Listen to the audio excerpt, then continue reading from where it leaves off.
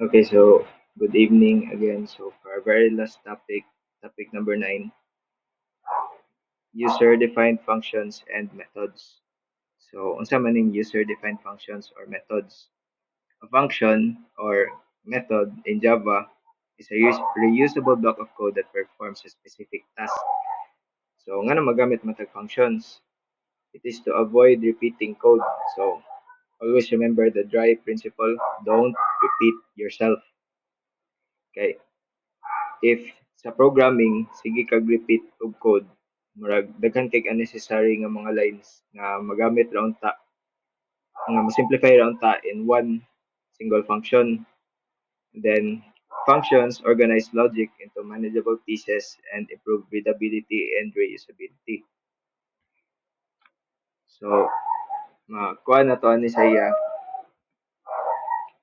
naa siya'y ang functions are reusable, modular, readable, and can help in testing. So, sa reusability, since ang functions is igo raman nimo sa i-call, pwede na din nimo siya magamit-gamit balik kaysa sa imo siyang i-write ang block of code manually, balik-balik. And then modularity, pwede man nimo nga ma-group ang imong code into specific functions or tasks. Dayon, imo ra din ang katuring every kuan, every function ni ay every task ni mga kuan or every process, pwede nimo siya ma-group into its own function. And then readability, mas dali siya basahon kay di naman kasi nga nakadaghan og content kay na-simplify naman siya. And then it's easier to test kay kuan naman siya. Pwede man nimo siya ma-isolate ang katong specific block of code. So functions of functions. So ang kaning functions, user-defined functions in this case, same ra gyapon ni siya sa built-in functions nga makita nato sa Java ug sa Python. Pwede gyapon sila mangayo og parameter, dayon napod sila ay return value if mag-assign kag return value. Kaning parameters ug return values, pwede ra si user magbuot ani. Pwede pod nga wala siya parameter, pwede pod nga wala siya return. Depende na lang na sa unsay function ni function. So, ingani dapat iyang structure kung sa Python. So, kaning def, mura kag naghimo ay kani mo ni siya ang imuhang buhaton if mag-create ka og function, imong own function.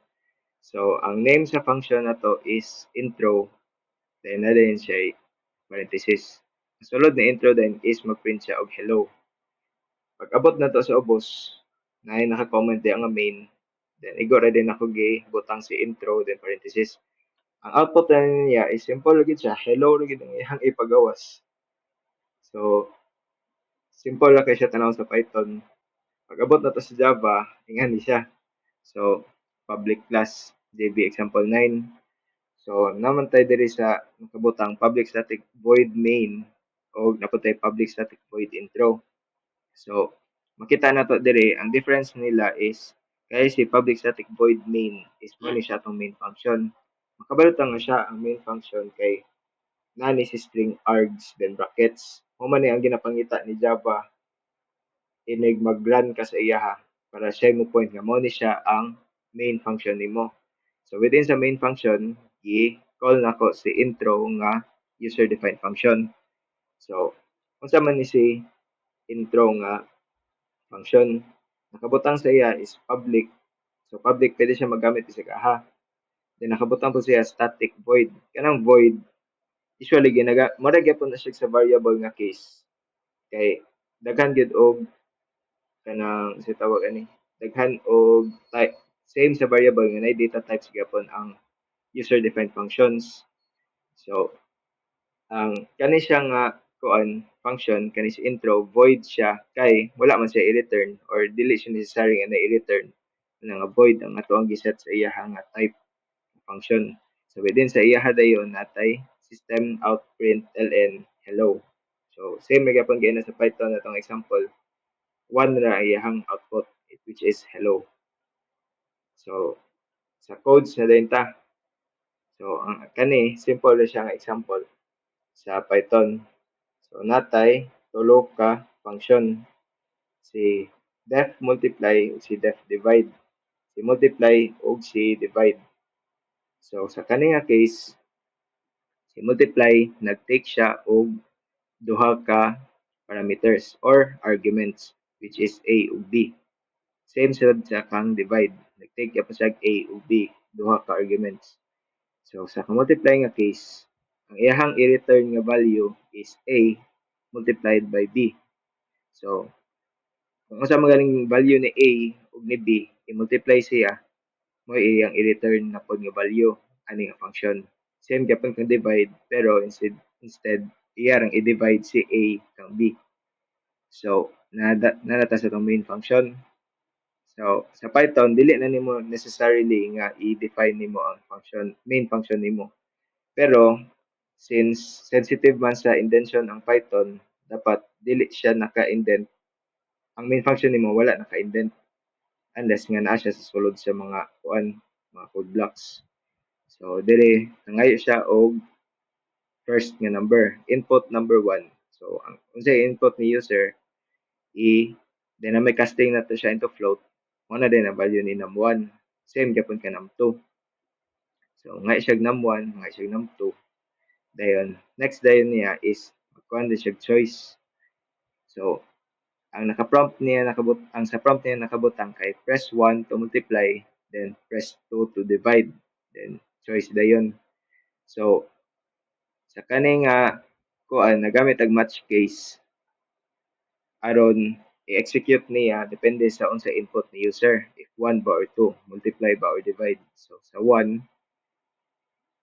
sa case 1 sa match case ani, sa if nag-press si user og 1, nag-enter si user og 1, iyang buhaton result of multiplication, mag-print siya ana siya nga result of multiplication, dayon unsay value ni function multiply num1 comma num2.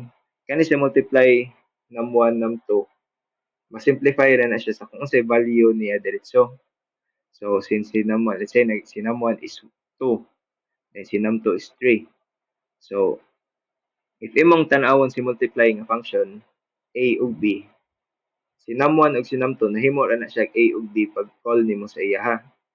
So if tanaw nimo sa within ka multiply a ug b, so num1 num2 2 times 3, ang iyang i-return 6. So diretso na siya kay ato naman sang gisulod sa print diretso. So result of multiplication 6. So pag abot dayon sa if 2 na pod ang input ni user, i-divide na niya. Diretso na kung unsay man galing value na ni divide num1 num2, diretso na siya print kay na-simplify naman siya tungod sa gihimo man nato siya as function. So if si num1 is 2 gyapon, then number 2 is 3. So 2 divided by 3, kuha na siya. If i-print na niya siya, mahimo siya 0.667 round up. Then if wrong din ang iyahang si tani wrong yung input, may siya invalid input, so end na din ang program. So muna din siya execution nato sa code. So start input number 1, 12, 2, then multiply na to, divide na to. So result of division 6. So dire try na po tag multiply. 1 to multiply, then 2 to divide, input siya 1. 5 times 25, 125. Di kayo siya makita sa sa console, pero sa imong code mismo, makita nimo nga clean siya. Kay igo naman nimo gi-call ang function para mag-execute sa certain nga process. So mo ni siya ang atong example sa Python. Sa Java na po din ta. So sa Java, kani ganahan ko aning example. So ang akong gibuhat ani, naghimo ko og tulo ka functions besides sa main function. So sa tulo ka function, naatay isa ka function nga walay argument o walay return value, which is kaning greet. Then napod tay isa ka function nga nay argument pero walay return value, which is kaning welcome user. And then ang last dayon nato is nag-take siya argument, then napod siya return value. So if makita na nimo, diri sa greet void ra iyang type kay wala man ta i-return. Same pag gyapon diri sa welcome user wala man gyapon ta i-return igo ra man ta mag-print nila duha. Pero diri sa last nga case kani int nahimo siya int kay ang return value niya integer man dapat integer man gyud. So atong isa-isahon. So si greet button niya greet lang siya mag-print na siya ng welcome to the program. Then kani si kuan si welcome user mag-take siya argument kung sa man galing username iya ding i-print kay hello username then exclamation mark. Then kani dayon si kuan count name na siya process niya. Mangayo gyapon siya argument. So kung tanawon ni siya nga code dire int count equals 0. So 0 sa atong initial count. Then natay for loop which is discussed before ani nga topic. So sa for loop na to natay kuan kaning iyang i-count kung ay kasi ito mag-increment siya kang count if si char at ay si character aning index is letter. So wala na siya. Kung naman ganing letter imong input, iyang i-count as 1. Mag-loop na siya sa mahuman ang string. Dayon, kung pila naman ganing si count sa after niya pag-loop, ang value ni count may ang i-return. So since integer naman siya, i-return niya. So balik ta sa main function, tanawon sa naton sa iyang process. So mga siya enter your name. Dayon na din kay name nimo input next line. So sa ang first niya button mag-welcome kang user. Ay ang second din nga button welcome user. Nag-take siya sa kung sa imong name mag-input. Then si function number 3 dayon iyang i-count. So system.out.printf you have blank letters in your name. Kani si %d, ang iyang value anan is count name. Then atong argument nga gisulod niya is si name. So kung pila man galing ang i-return ni nga value anan ni count name, mo na din na siya nga number ang magpakita inig-print niya. So ato nang i-run ang code. So nara makita lang to tanan dire.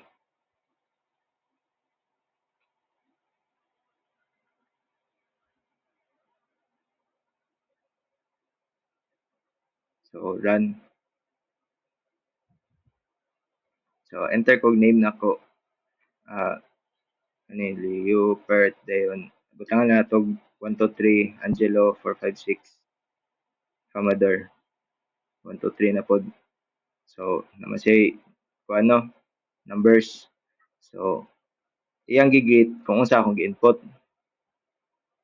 Dayon sa next then execution dayon iyang gi-count kung pila akong name. So ang first nga function igo na gibuhat is nag-ingon na siya welcome to the program. Ang second na to nga function is gi-greet ko niya based sa ang akong gi-input nga username. So sa second nga function ang iyang gi-take nga parameter is ang akong username or akong name. Then sa third nga function is iyang gi-take ang akong name, gi-count niya kung pila ang letters, then iha din gi-return ang 20. So pag print na din niya, you have 20 letters in your name.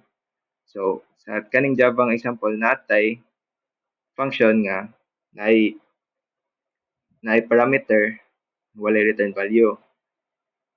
Napod tay walay parameter, walay return value. Then napod tay naay parameter, then naay return value nga type sa functions. Then also remember nga ang functions sa matag if na sila return value, same ra gyapon sila sa variable nga na sila data types depende na lang sa kung unsa imong ipa-return na value. So dira ra nag-end ang topic about sa user defined functions. So thank you very much.